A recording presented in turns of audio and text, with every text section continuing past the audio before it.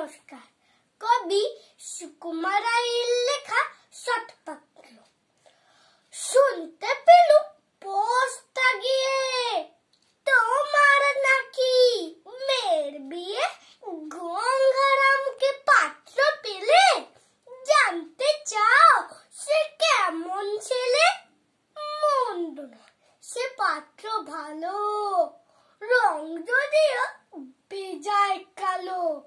তার উপরে মুখের গঠন অনেকটা ঠিক পেঁচার মতন।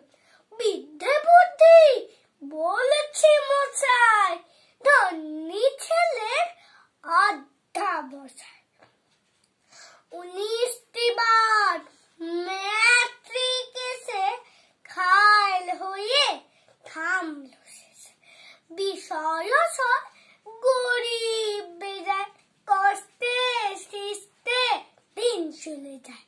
মানুষ তো নয় ভাইগুলো তার, একটা পাগল একটা গোয়ার। আরেকটি সে তৈরি ছেলে, জাল করে নোট গেছেন জেলে।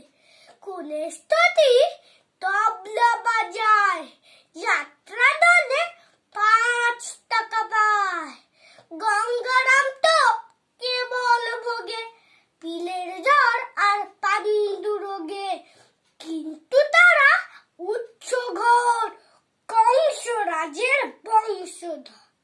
শ্যামলাহিনী বনগ্রামের, কি জানো হয় গঙ্গারামের। যা হোক এবার পাত্র পেলে, এমন কি আর মন্দ ছেলে। ধন্যবাদ।